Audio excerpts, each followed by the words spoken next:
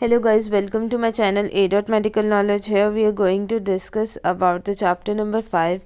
We are doing therapeutic exercises from Clayton. We already discussed 1, 2, 3, 4 chapter in detail. You can get these videos from A. Medical Knowledge, my channel, and don't forget to subscribe, like and share.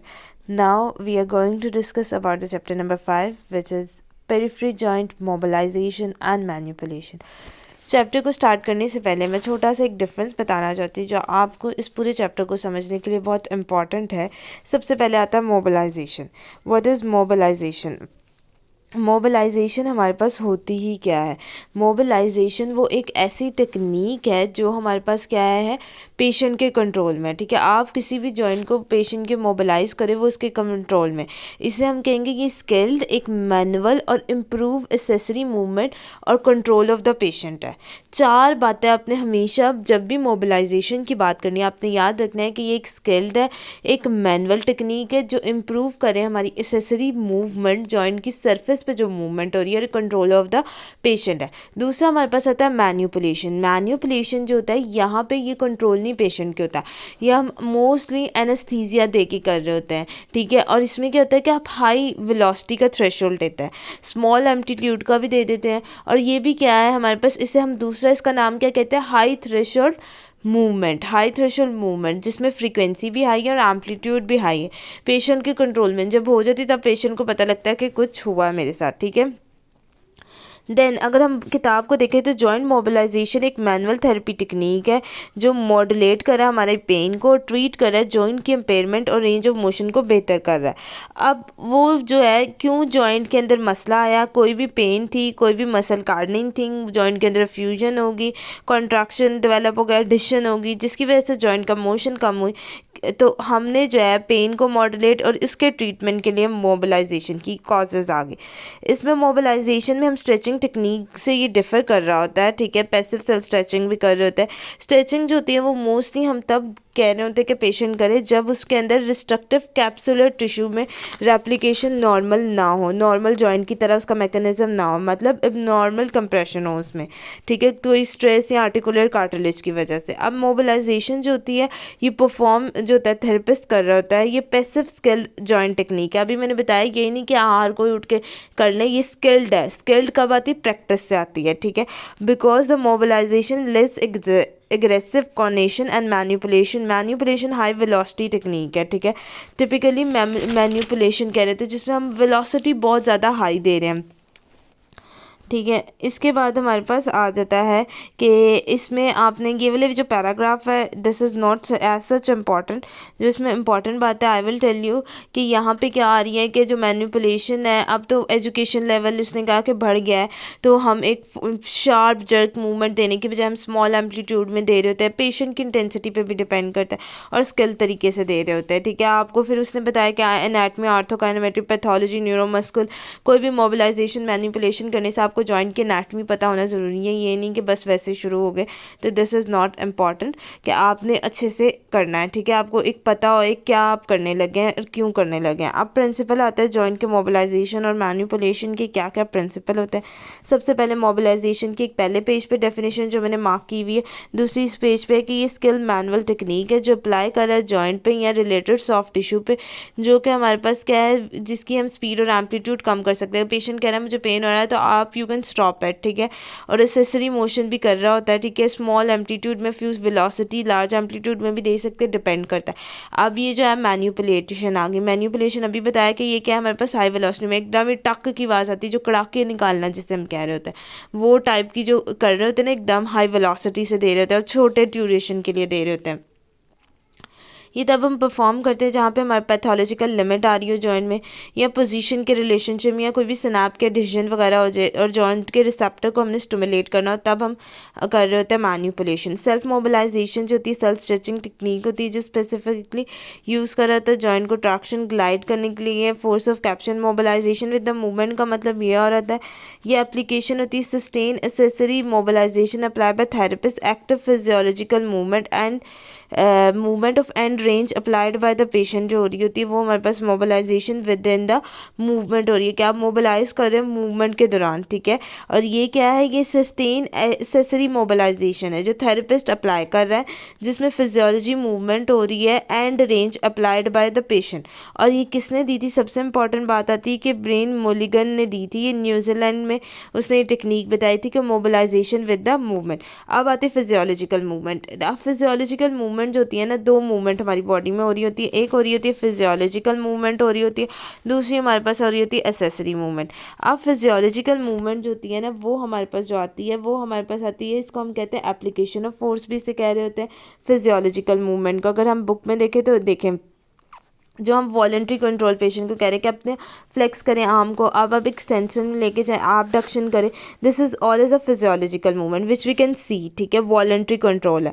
जबकि दूसरा ये ऑस्टोकाइनेमेटिक्स में आ रही होती है और motion of a bone आ रही होती है। जबकि एसेसरी मूवमेंट वो वाली मूवमेंट होती है जो हमारे पास क्या आ रही होती है, मूवमेंट ऑफ अ जॉइंट आ रही है, सराउंडिंग टिश्यू की आ रही होती है, जो नेसेसरी फॉर नॉर्मल रेंज। और अक्सर औकात हम एसेसरी मूवमेंट देख भी नहीं रहे होते हैं, ठीक है।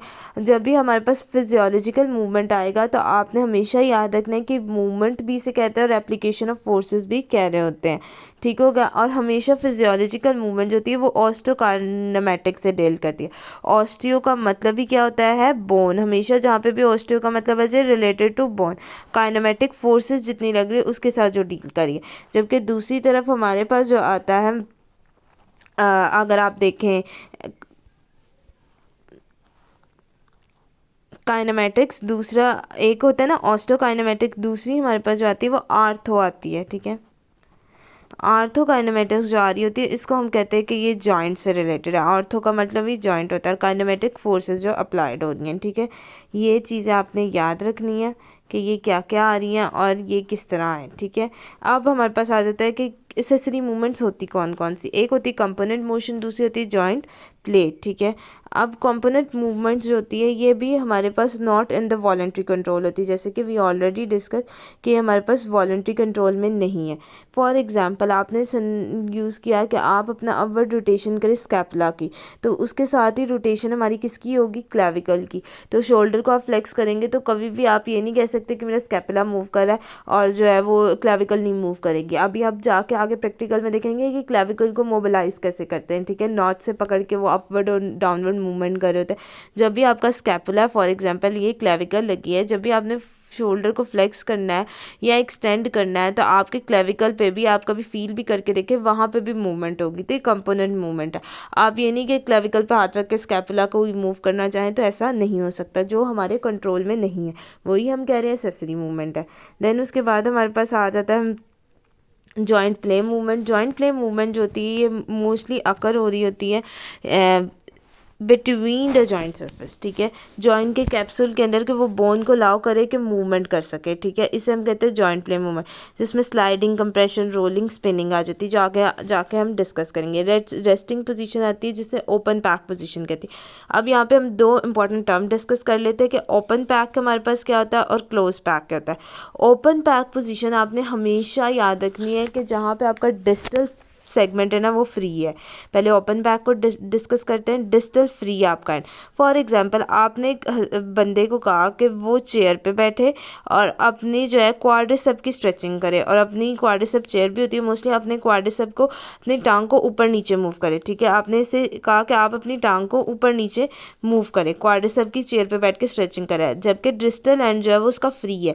तो ये क्या ओपन पैक पोजीशन है। ओपन पैक पोजीशन में डिस्टल एंड फ्री होता है और इसमें मोस्टली पहला पॉइंट डिस्टल एंड फ्री है, दूसरा पेंडुलम मूवमेंट हो रही होती है, ठीक है। याद रखना पेंडुलम मूवमेंट पेशेंट को हम करवा रहे होते हैं और यहाँ पे मिनिमम रिस्ट्रिक्शन आ रही है, कम से कम रिस्ट्रिक्शन उसे फेस करनी पड़ी है। ओपन पैक पोजीशन क्लियर होगी। अगर फिर भी कोई डाउट है तो आप कमेंट सेक्शन में पूछ सकते हैं मेरे से। दूसरी बात हमारे पास आ रही होती है close pack position. Close pack position जो है वो नाम ही आपको बता रहा है कि क्लोज्ड है, ठीक है। मतलब इसमें क्या है कि डिस्टल आपका फ्री नहीं है, distal is not free. Free वो है ही नहीं है। दूसरी आपने इसमें बताई कि इसमें रिस्ट्रिक्शन भी ज़्यादा आएगी, ठीक हो गया। फॉर एग्जांपल आपके पास फ्रोज़न शोल्डर का एक पेशेंट आया, तो हम उसको एक्सरसाइज कराना चाहते हैं, तो मैं उसे कहूँगी कि ये वॉल है, आप इसके साथ अपने आर्म को स्ट्रेच करें, move forward and move backward, तो आप अपने आर्म की स्ट्रेचिंग करें, ठीक है। तो ये इसके एंड डिस्टल एंड पे क्या है, वॉल है, तो ये हमारे पास क्या आ गई, क्लोज पैक पोजीशन आ गई। समझ लगी क्लोज पैक पोजीशन और इसमें क्या डिफरेंस होता है, ये बात जो है ये इंपॉर्टेंट है, ये आगे मेन कॉन्सेप्ट है। अक्सर औकात बच्चों को यही नहीं पता होता कि क्लोज और ओपन पैक पोजीशन क्या है, ये सबसे इंपॉर्टेंट कॉन्सेप्ट है। आई होप सो कि आपको क्लियर होगा। अगर लेकिन फिर भी अगर कोई डाउट है, you can ask me in comment section, I will reply all comments mostly. अब हमारे पास आती है कि मैनिपुलेशन अंडर एनेस्थीसिया कैसे दे रहे थे। मैनिपुलेशन जो होता है वो रिस्टोर कर रहा होता है हमारे पास किसकी, रेंज ऑफ मोशन को। जो एडिशन बने होते हैं कैप्सूल में उसको ब्रेक डाउन करें। एडिशन क्यों बनते हैं और कैसे बनते हैं, अगर हम थोड़ा बैकग्राउंड नॉलेज लेना चाहिए विच इज़ इंपॉर्टेंट, आपके वाइवा में पूछ सकते हैं एडिशन कैसे बनते हैं। आपको पता होगा तो हमने पिछले चैप्टर में कोलेजन फाइबर्स डिस्कस किए थे कि मसल में कोलेजन फाइबर्स होते हैं विच आर पैरेलल। जब क्या होता है कि एडिशन बनते हैं, नॉर्मल फंक्शन में एबनॉर्मेलिटी आ गई, ये एडिशन जो होती है ये कोलेजन फाइबर सारे स्कैटर्ड हो जाते हैं, जिसकी वजह से यहाँ पे वाटर कम हो जाता है। जब वाटर कम हो जाता है तो यहाँ पे ये जो कोलेजन फाइबर जो है वो एक इरेगुलर पैटर्न में पड़े हैं, जिसकी वजह से रिस्ट्रिक्शन आती है मूवमेंट, जिसे हम एडिशन कहते हैं। Got it. दूसरी अगर इधर तो बस उन्होंने ये इसका कॉन्सेप्ट नहीं दिया कि एडिशन क्या है, क्योंकि हमने ये ऑलरेडी डिस्कस, जैसा आपकी रिवीजन के लिए मैंने आपको बताया, ठीक है। ये जो होता है रैपिड थ्रस्ट आप दे रहे होते हैं, पैसिवली स्ट्रेच दे रहे होते हैं, ठीक है, मतलब मैन्युपुलेट कर रहे होते हैं, जो आपको अभी मैंने चैप्टर के स्टार्ट में एनेस्थीसिया की बात बताई थी। दैन उसके बाद मसल एनर्जी आ जाती है। मसल एनर्जी टेक्निक जो होती है एक्टिव कंट्रैक्शन होता है डीप मसल्स में हो रहा होता है, near the joint whose line of forces cause the desire accessory motion कर रही होती है। मतलब ये जो है ये होम पे हम दे रहे होते हैं विदाउट, मतलब आप पीटी के दे रहे होते, फिजियोथेरेपिस्ट इसमें खुद इन्वॉल्व होता है। मसल और जॉइंट सरफेस पे कॉन्ट्रैक्शन आ रही होती है, जो एसेसरी मूवमेंट होती है, उसे मसल एनर्जी कहते हैं। I hope you like this video. Thank you so much for watching.